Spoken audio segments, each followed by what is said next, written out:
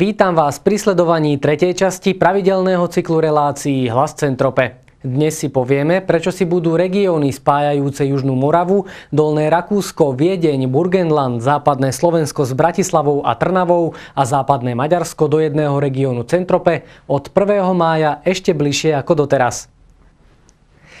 Dozviete sa aj to, prečo je Centrope dobré miesto na podnikanie. Začíname. Od 1. mája definitívne padne aj posledná pomyselná hranica medzi Slovenskom na jednej strane a Rakúskom a Nemeckom na strane druhej. Končí sa tzv. Prechodné obdobie, ktoré si uplatnili tieto krajiny pri vstupe nových členských krajín do Európskej únie. Po 1. máji sa tak aj Slováci budú môcť bez pracovného povolenia zamestnať v týchto krajinách.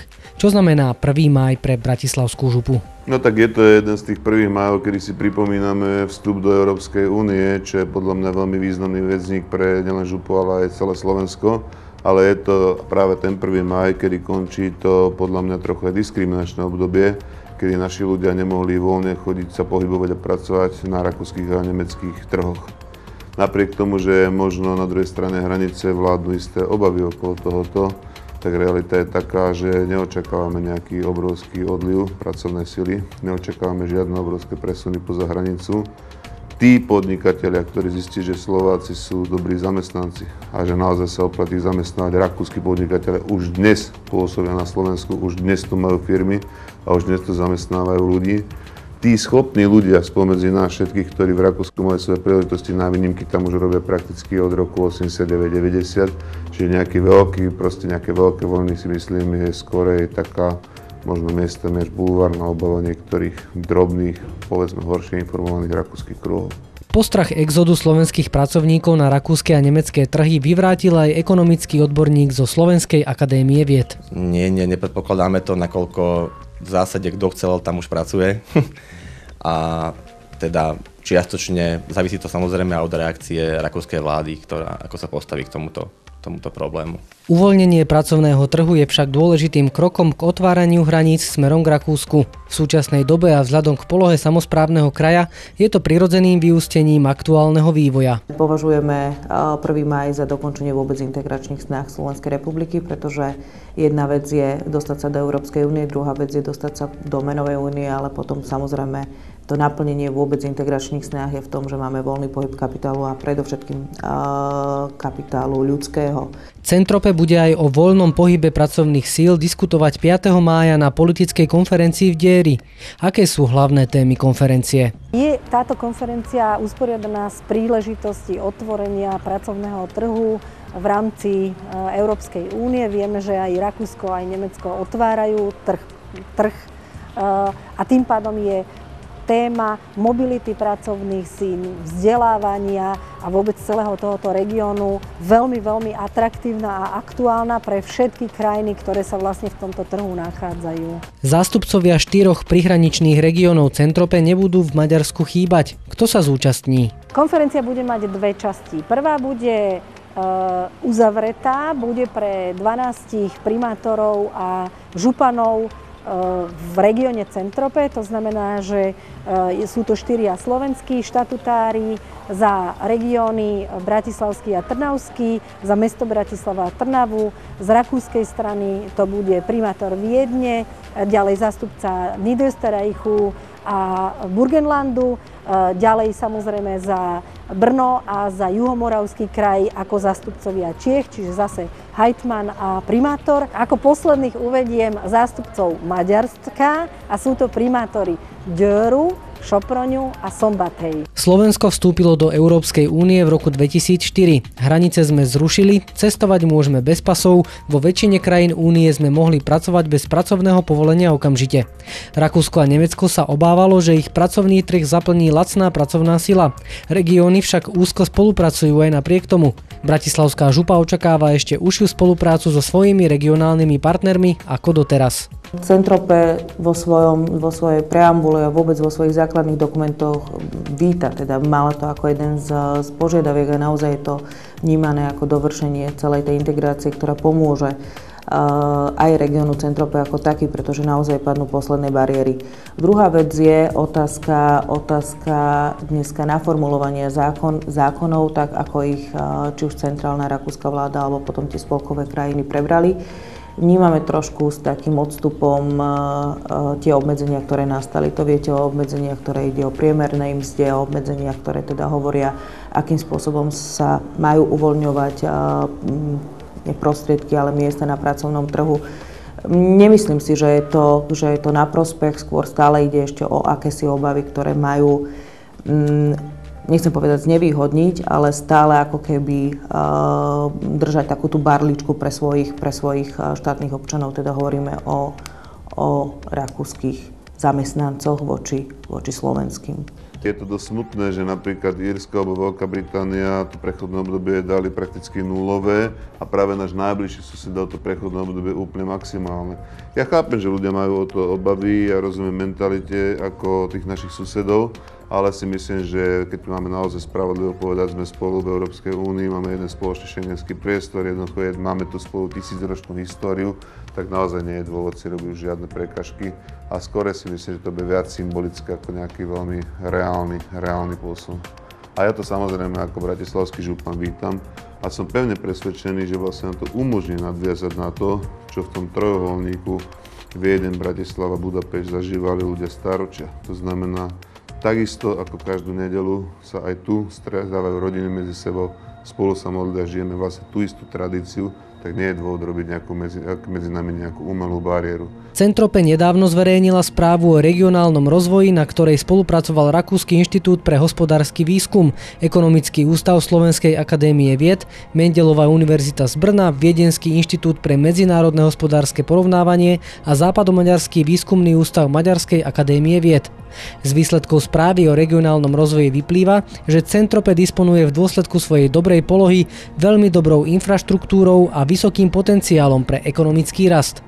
Pred krízou mal tento región v rokoch 2004 až 2007 vyšší ekonomický rast ako priemer Európskej únie. Na správe spolupracoval Karol Frank zo Slovenskej akadémie vied. Na základe posledných ekonomických údajov, ktoré sú dostupné, môžeme konštatovať, že ekonomické rozdiely medzi regiónmi v rámci regiónu Centrope sa zmenšujú. Takou zaujímavosťou môže byť, že v roku 2008 bratislavský región sa stal regiónom s najvyššou ekonomickou úrovňou, meranou hrubým domácim produktom na obyvateľa v parite kúpnej sily. Z hľadiska bratislavského Centrope je dokonca Trnavský regiónom, ktorý je štvrtý najvyspelejší v rámci týchto regiónov a svojou ekonomickou výkonnosťou prekonal aj región Burgenland rakúsky.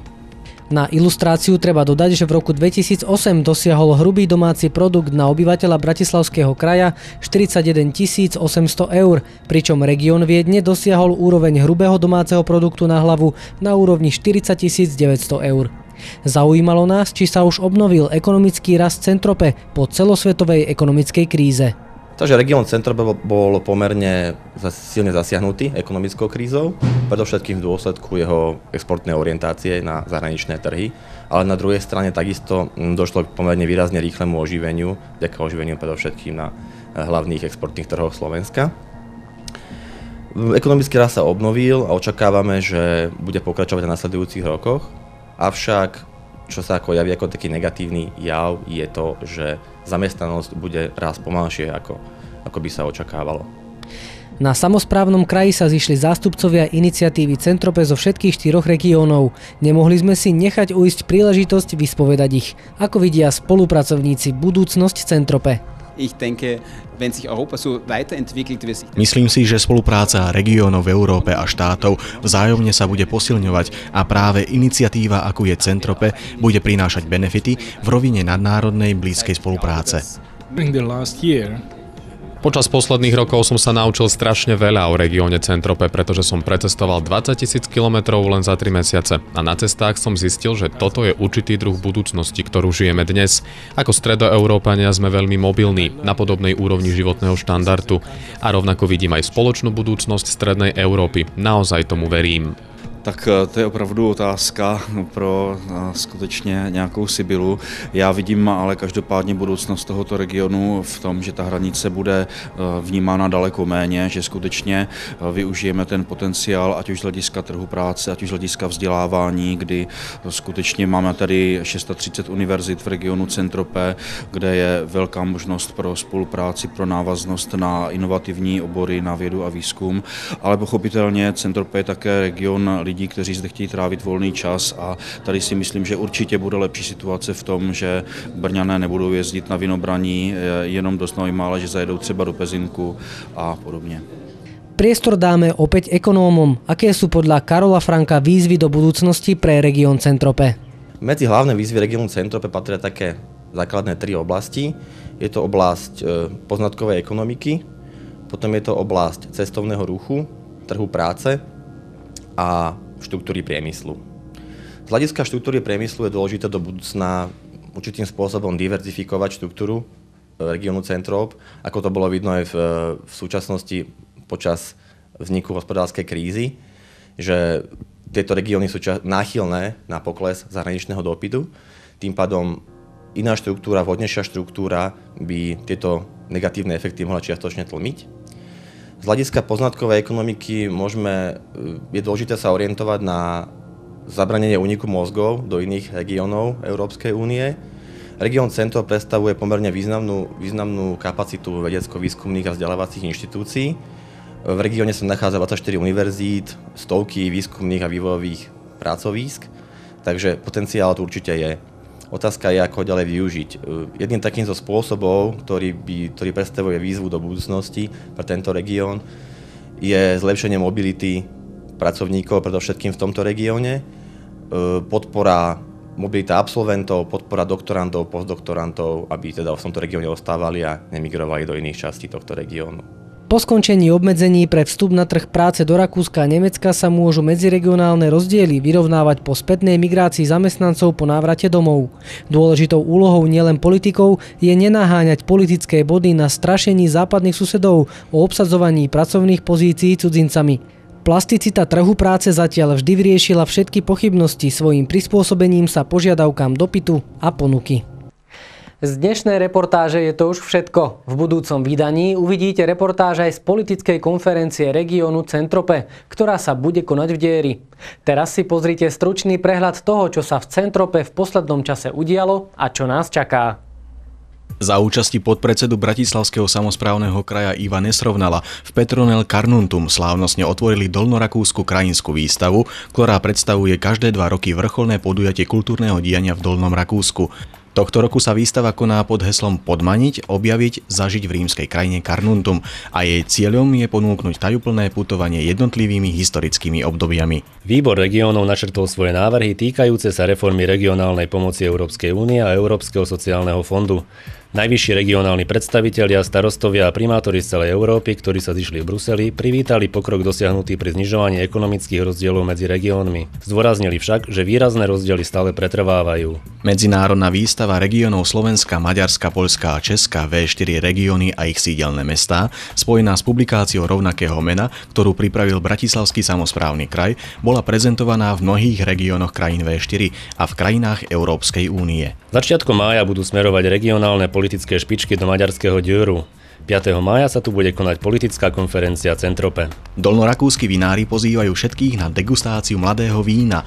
Každoročná vrcholná udalosť pre priaznivcov božského moku nebude chýbať ani tento rok. Pripravené sú aj tieto podujatia: Kamtálska vinárska jar, vinárska cesta vo Weinviertli, Göttelsbrunská degustácia mladého vína a už po 17. krát si môžete vychutnať Tour de Vin. Tretí diel Hlasu Centrope sa končí. Verím, že vás zaujal. Ďalším dielom vás už bude sprevádzať moja kolegyňa Monika Manová. Želám vám úspešné dni. Dovidenia.